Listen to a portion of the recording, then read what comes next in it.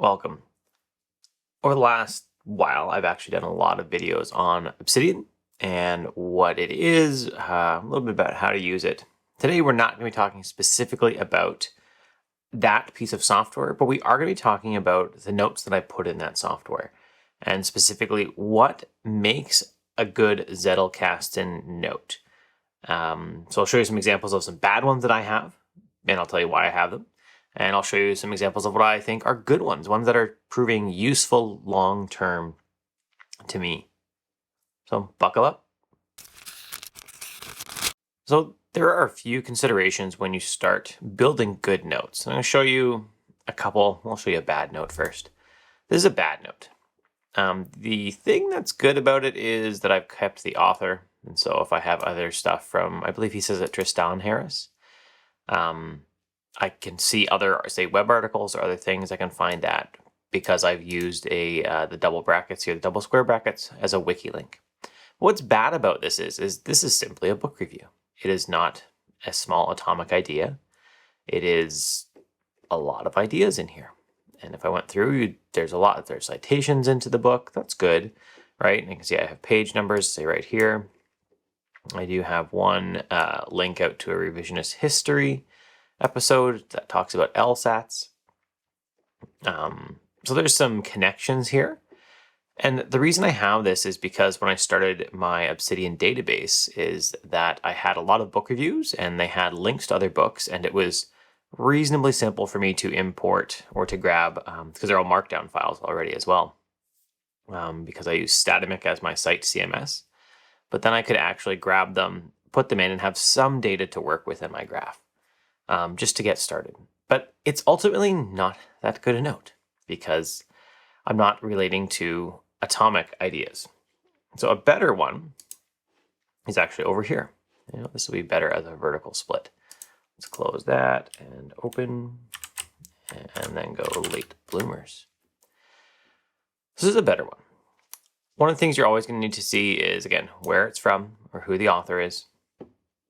I put in the notebook. That's more just for me so that I can see everything I've taken in a single notebook for 2019 R2, which is my second notebook for 2019. And I put in a link to my review, the actual written review of it.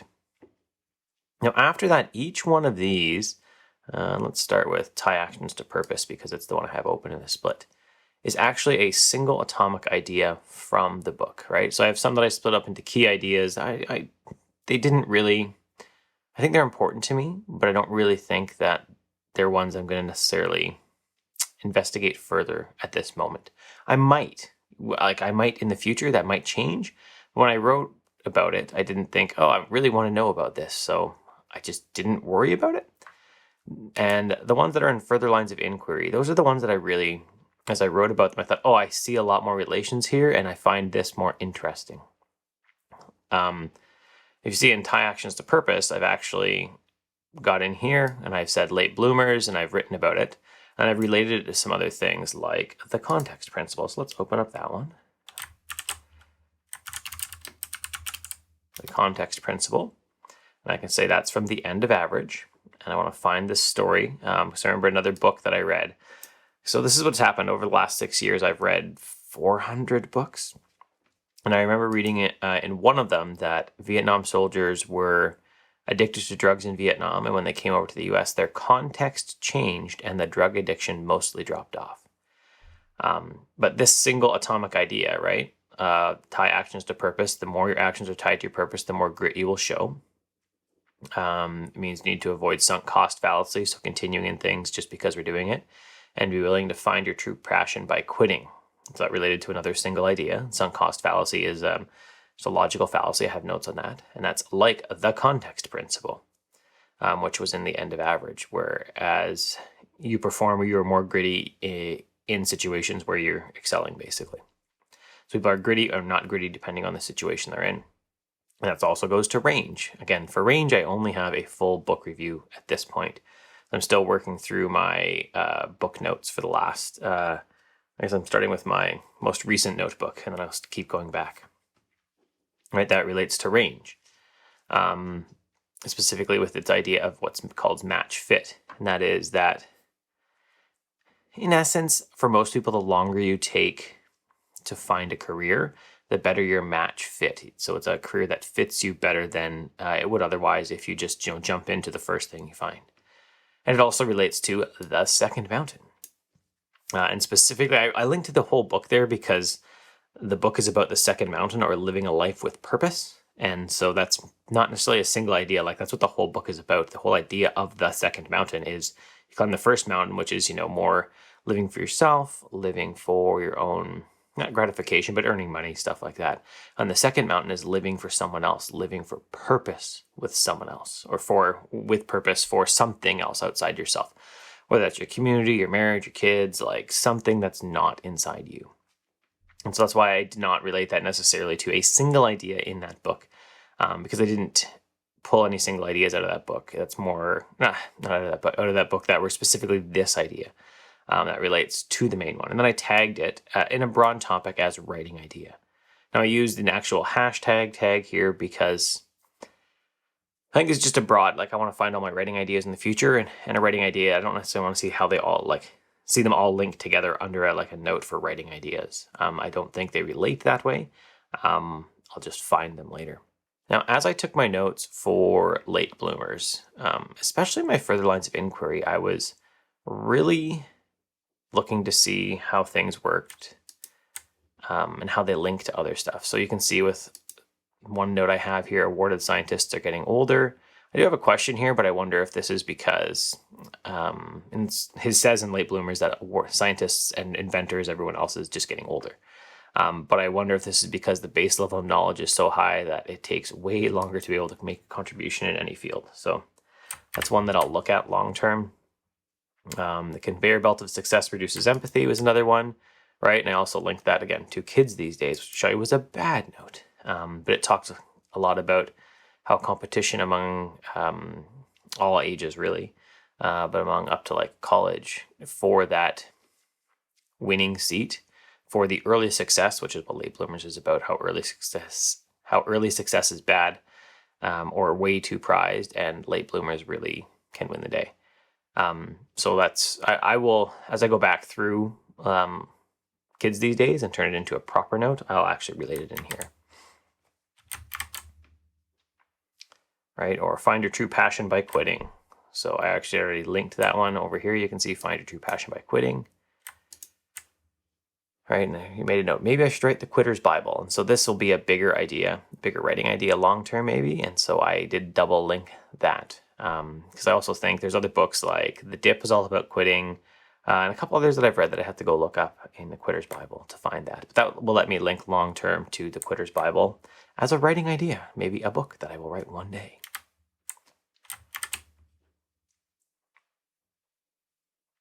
Self-doubt can lead to handicaps. So instead I put in, again, embrace self-doubt. So let's look at that. Embrace self-doubt is what? From what? Embrace self-doubt. And so also from late bloomers, and also kind of like sandbagging and bears don't care about your problems. It's like a outdoor, almost comedy book that I'm reading.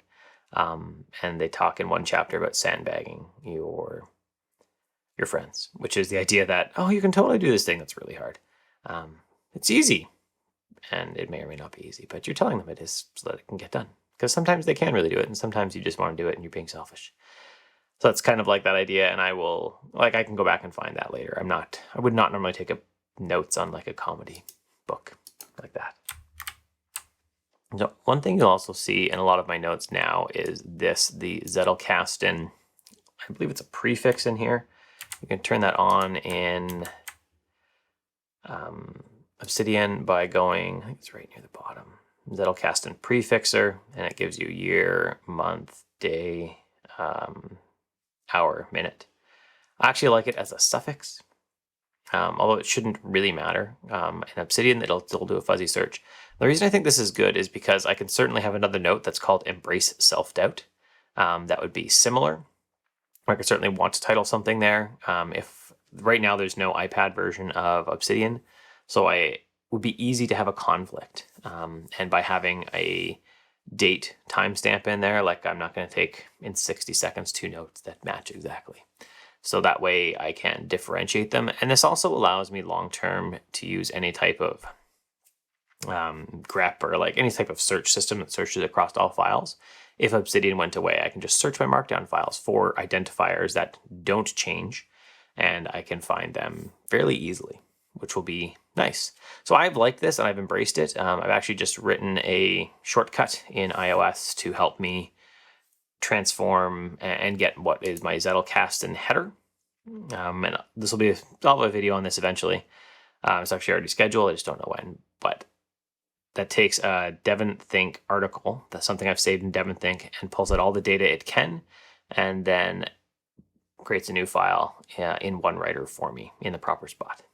So, and creates it with this Zettelkasten suffix in that case. Now, another type of note that you're going to find in here, and I can find mine, is keeping and connecting ideas. So this is a topic note. This is all about how people take notes and what they do with them. Different systems, right? The IMF system, and I haven't looked at a lot of these. Let's kill this. IMF system. So you can see I've got some links to it, and I have it tagged as to summarize. It's something I still want to summarize. I've got something as mental nodes. I haven't even looked at that yet. Or how to take smart notes. So this links out to the book, How to Take Smart Notes, which I have done. Right, or the note card system, and that's, so I just tagged that in DT, so I have that in DevonThink already.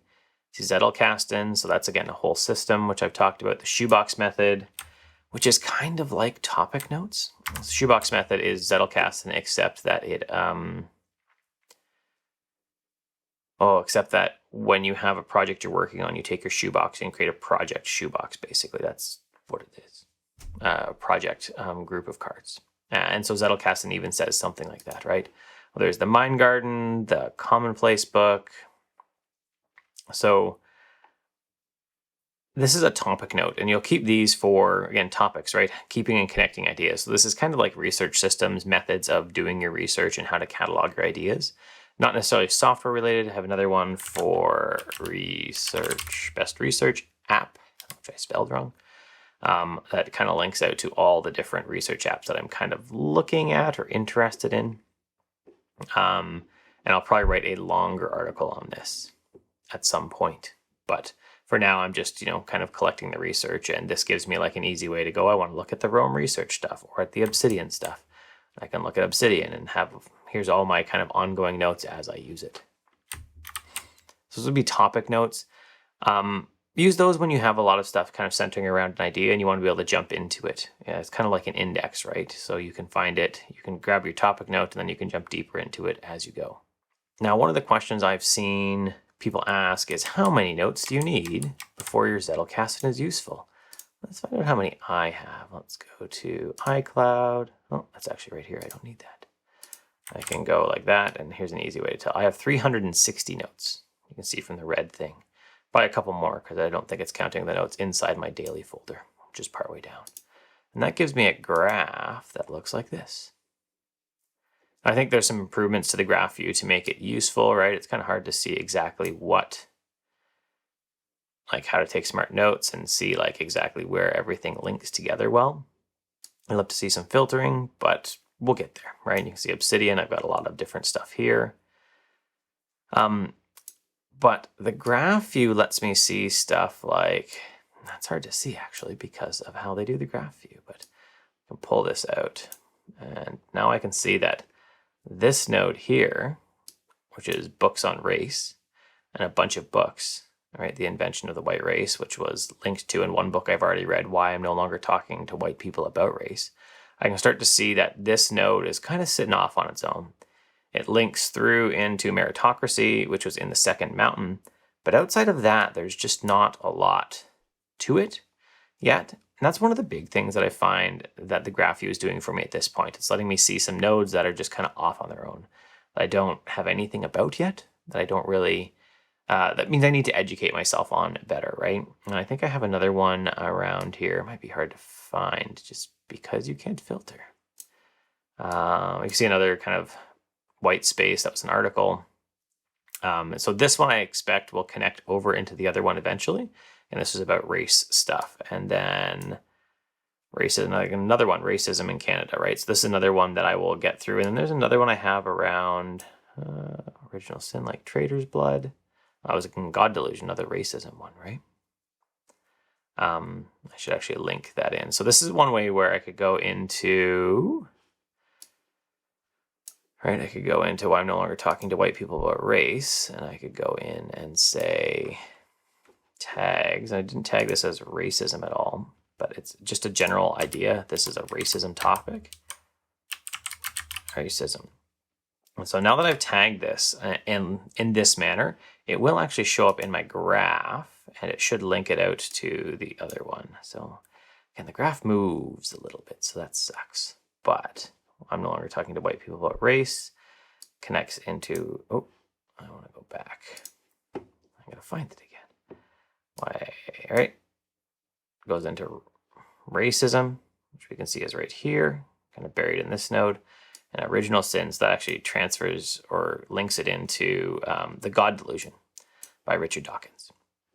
So if you want something to link into your other notes, then you're going to use the double brackets. If you just want to have it as a reference so I could find all my writing ideas, right, I can go into here and search for writing ideas. I can find them all, and like I could just, idea, that's what I have it as, singular. I could go back through and find all my different writing ideas that I want to work on that are things that I want to develop further kind of as I go. So as far as how many notes do you need, probably going to depend on how concentrated your notes are, right? I have a lot more notes around some topics than I do other topics. And some of that is because the reading and the books that I've put in here are kind of more centered, because I read one book that got me to read another book that got me to read another one. And some of that is just because that's what the reading I've done, right? I haven't done a lot of stuff on racism. And there's another one in here that I haven't been able to find for you very quickly that is about First Nations in Canada and racism. And I've got a couple books on that I've taken notes on. But I haven't linked those. So again, this is another one that will link into, I could go back in here, why we should be anti-racist, tags. Let's see, I tagged it that way instead of this way. And I should actually tag it like that. So now this will connect into my graph, and I'll start to see some more connections as I'm working. And that's it. That's what I think makes a good Zettelkasten note, that you should have a template, and my template will be in the show notes here. I use, and you can't do this unfortunately in, I think I have an untitled note so I can show you. Yep. So my thing is actually Zet, but because of how this software is developed, it's just not going to work. So I actually have to go Zet space, and now I can, copy and paste this in to a title. The reason I do this is it actually lets me use it, do the same thing in my iPad as well, just by typing the same stuff. And if I have a book, it is actually just BZ. And that's all the template that I want. So get a template that you like. My template is in this. I have a screencast on doing book notes. My template's there for my books. And do that template, and if you want stuff to relate, tag it with your double brackets. If you want it just to be like a broad topic so you can, for searching, so you can find it, like my writing ideas, just use a hashtag tag, and just keep taking notes. Keep your notes small, keep them atomic so that you can relate ideas, not entire books, because you want to relate the idea, not just the book. And just keep going. If you really liked the video, you can give me a thumbs up. If you really, really liked the video, I guess, you can subscribe and hit the bell, because that way YouTube will let you know when new videos come out. And if you want to support the channel, you can go to patreon.com/CurtisMcHale and support the channel to make sure more videos come out. Have an excellent day.